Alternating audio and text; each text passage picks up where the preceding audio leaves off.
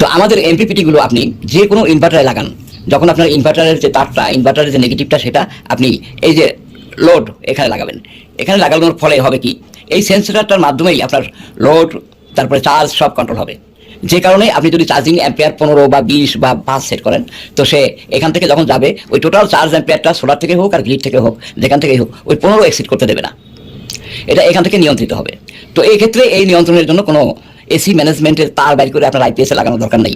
360 হোক, 4 স্টেপ হোক, normal DSP হোক, অথবা আপনার স্কোয়ারের আইপিএস হোক, যেটাই হোক না কেন, আপনি যখন লোডের তারটা এখান থেকে নেবেন, তখন এই নিয়ন্ত্রণ করে আপনার এই অ্যাম্পিয়ারটা কখনোই সেটিংস ভ্যালু থেকে অতিরিক্ত করতে দেবে না। এই যে বর্তমান দেশে যে সমস্ত প্রযুক্তি প্রচলিত আছে, শান্ট রেজিস্টার দিয়ে যে এমপিপিটিগুলো করায়, এগুলোর সব ধরনের টেকনোলজি এনার্জেক্স কর্তৃক আছে, কিন্তু আমরা এগুলো করি নাই কেন? এটা ব্যাটারি নষ্ট হয়ে যাওয়ার পরে দায়বদ্ধতা থাকবে বিধায় আমরা এটা করি নাই। তাছাড়া আমাদের আরও কিছু সংযোজিত আছে। আমাদের প্রত্যেকটা এমপিপিটি আপনার সিঙ্গেল কয়েল, 2 কয়েল, এটা হলো ডিএসপি, এটা হলো STM32 প্রত্যেকটা কয়েল এমপিপিটি আমাদের, এটা 2 কয়েল, 3 কয়েল, 4 কয়েল পর্যন্ত আছে। 4 ইন্ডাক্টর লাগবে ইনশাল্লাহ। তো আপনি এটাতে আরও কিছু অতিরিক্ত সংযোজন করা সম্ভব, কারণ একটা ডিএসপি আইসিতে 14-28টা পিন, কিন্তু আমার এই এমসিইউটার 40টা পিন। আমি প্রোগ্রাম থেকে যে কোনো অপশন বের করতে পারি, এবং 40টা পিন আমার কাজে লাগে নাই, এখনও আমার 5 থেকে 7টা পিন খালি আছে। আমি যদি মনে করি যে কোনো অপশন ইন করবো, সফটওয়্যার থেকে সেটা ইন করা সম্ভব। এভাবেই আমরা যেমন আরও 2টা ইন করছি, সেটা হলো ডে নাইট সুইচ।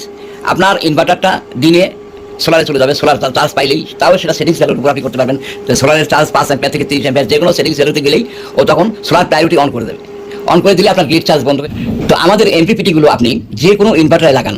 যখন আপনার ইনভার্টারের যে তারটা, ইনভার্টারের যে নেগেটিভটা, সেটা আপনি এই যে লোড এখানে লাগাবেন। এখানে লাগানোর ফলে হবে কি, এই সেন্সরটার মাধ্যমেই আপনার লোড, তারপরে চার্জ সব কন্ট্রোল হবে। যে কারণে আপনি যদি চার্জিং অ্যাম্পিয়ার 15 বা 20 বা 5 সেট করেন, তো সে এখান থেকে যখন যাবে ওই টোটাল চার্জ অ্যাম্পিয়ারটা সোলার থেকে হোক আর গ্রিড থেকে হোক, যেখান থেকেই হোক, ওই 15 এক্সিড করতে দেবে না। এটা এখান থেকে নিয়ন্ত্রিত হবে। তো এই ক্ষেত্রে এই নিয়ন্ত্রণের জন্য কোনো এসি ম্যানেজমেন্টের তার বাইর করে আপনার আইপিএসে লাগানোর দরকার নেই।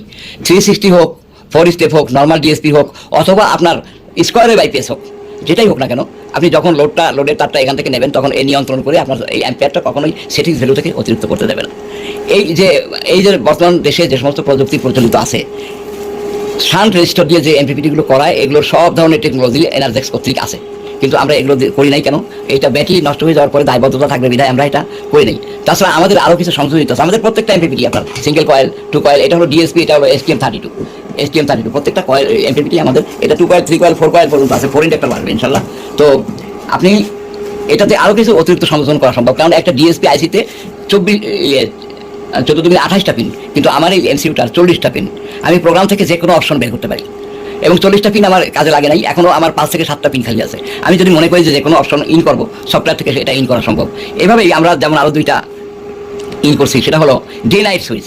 আপনার ইনভার্টারটা দিনে সোলারে চলে যাবে, সোলার চার্জ পাইলেই, তাও সেটা সেটিংস ভ্যালু আপনি করতে পারবেন। তো সোলারের চার্জ 5 অ্যাম্পিয়ার থেকে 30 অ্যাম্পিয়ার, যে কোনো সেটিংস ভ্যালুতে গেলেই ও তখন সোলার প্রায়োরিটি অন করে দেবে।